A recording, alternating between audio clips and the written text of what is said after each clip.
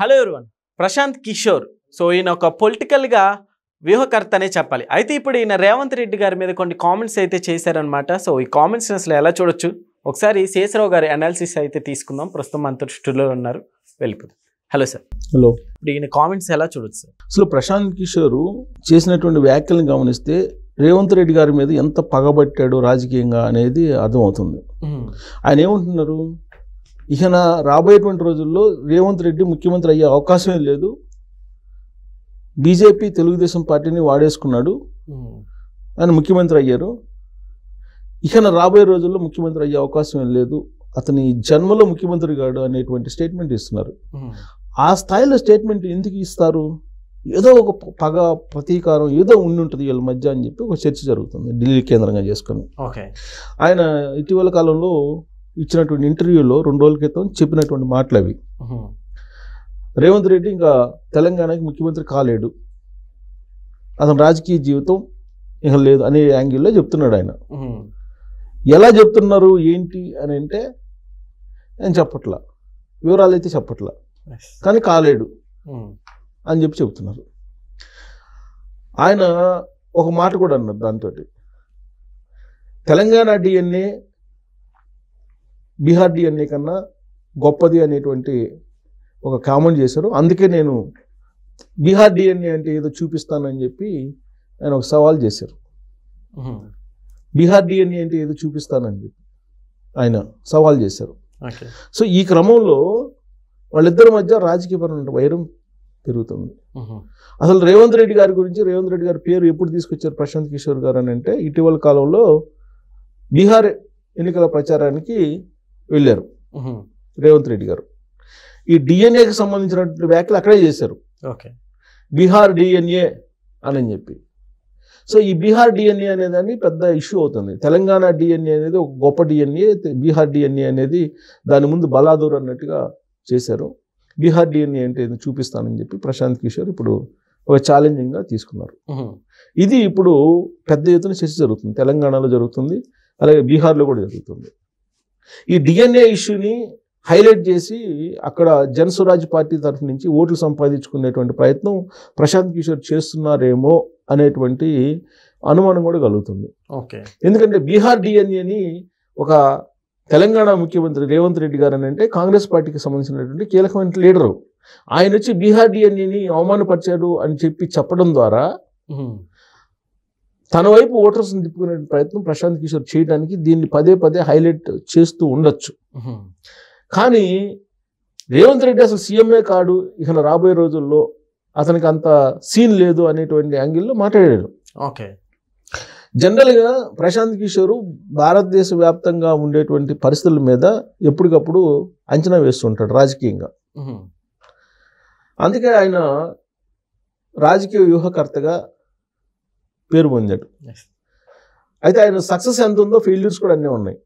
కానీ ఫెయిల్యూర్స్ని దాచి సక్సెస్ని మాత్రమే హైలైట్ చేసుకోవడంలో ఆయన సక్సెస్ అయ్యారు. ఇప్పుడు ఆయన 2017లో ఉత్తరప్రదేశ్ ఎన్నికల్లో పేట్ పే చర్చ అని చెప్పి రాహుల్ గాంధీతో చేయించి ఫెయిల్ అయిపోయాడు అక్కడ. కానీ చాయ్ పే చర్చ అనేసి బాగా హైలైట్ చేసుకున్నాడు. చాయ్ పే చర్చ ఇప్పుడు 2014 ఎన్నికల్లో నరేంద్ర మోడీ గారు అప్పుడు ప్రధానమంత్రి అభ్యర్థిగా ప్రచారం చేస్తున్నటువంటి సమయంలో ఆయన ప్రధానమంత్రి అప్పట్లో నరేంద్ర మోడీ గారికి సోషల్ మీడియాలో ఒక అడ్వైజర్గా ఆయన రాజకీయ వ్యూహకర్తగా వ్యవహరించాడు. అప్పుడు చాయ్ పే చర్చ అనేది వచ్చింది, అది సక్సెస్ అయింది. ఈయన ఏ పార్టీ వైపు ఉంటే ఆ పార్టీ గెలిచేది అని కూడా ఉంది సార్ బయట టాక్. సో అది అసలు అదే అట్లా హైలైట్ చేసుకున్నారు. ఇప్పుడు సక్సెస్ఫుల్ ఎక్కడ సక్సెస్ అయ్యాడో అక్కడ హైలైట్ చేసుకున్నాడు, ఫెయిల్ అయిన చోట చేసుకోవట్లేదు. మరి ఉత్తరప్రదేశ్లో ఫెయిల్ అయిపోయాడు కదా, అదెందుకు చేయలేదు? ఢిల్లీలో ఫెయిల్ అయిపోయాడు కదా, ప్రశాంత్ కిషోర్ ఆధ్వర్యంలో రాజకీయ వ్యూహంలో భాగంగానే కదా కేజ్రీవాల్ పనిచేసింది. మరి ఢిల్లీలో ఫెయిల్ అయిపోయాడు కదా, మరి అక్కడ ఎందుకు చెప్పట్లేదు? ఇట్లా ఫెయిల్యూర్స్ ఉన్నాయి. ఆ ఫెయిల్యూర్స్ని దాచి ఒక సక్సెస్ని మాత్రమే హైలైట్ చేసుకోవటంలో ఇతను విజయం సాధించాడు. ఇప్పుడు అతను అంత పెద్ద రాజకీయ వ్యూహకర్త అయితే మరి బీహార్లో గెలవాలిగా. జనస్వరాజ్ పార్టీ అని పెట్టాడు, పాదయాత్ర చేశాడు. ఇప్పుడు తాజా సర్వేలు చూస్తుంటే కనుక ఆయనకి గత నెల కన్నా కూడా ఇప్పుడు గ్రాఫ్ తగ్గింది. బీహార్ ఓటర్లలో ఆయనకి గ్రాఫ్ తగ్గినట్టు తాజా సర్వేలు చెప్తున్నాయి. మరి అంత రాజకీయ వ్యూహకర్త అయినప్పుడు ఆయన సింగిల్గా ఆయన పార్టీ అధికారంలో రావాలి కదా. మరి బీహార్ ఓటర్లే ఆయన్ని ఆదరించినటువంటి పరిస్థితి అని చెప్పి సర్వేలు తేలుతున్నటువంటి పరిస్థితుల్లో ఇప్పుడు ఆయన రేవంత్ రెడ్డి అంతు చూస్తాను రాజకీయంగా అనే యాంగిల్లో మాట్లాడుతున్నారు. ఇప్పుడు తెలుగు రాష్ట్రాలకు వచ్చేటప్పటికి ఆయన ఎక్కడ హైలైట్ అయ్యారు? 2019 ఎన్నికల్లో జగన్మోహన్ రెడ్డి గారిని ముఖ్యమంత్రిగా కూర్చోబెట్టడంలో సక్సెస్ అయ్యారు ఆయన, అంతే కదా. ఆ తర్వాత ఏం జరిగింది? 2024 ఎన్నికలకు ముందు 1 గంట 2 గంటలో వచ్చి చంద్రబాబు నాయుడు గారిని కలిసి వెళ్ళారు. దాంతో ఇంకో కొద్దిగా హైలైట్ అయ్యాడు తెలుగు రాష్ట్రాల్లో. మరి ఇక్కడ ఫెయిల్ అయ్యాడుగా తెలంగాణలో ఆయన ప్రగతి భవన్లో కూర్చొని కేసీఆర్ గారికి రాజకీయ సలహాలు ఇచ్చారు కదా, రాజకీయ వ్యూహకర్తగా వ్యవహరించాడు కదా.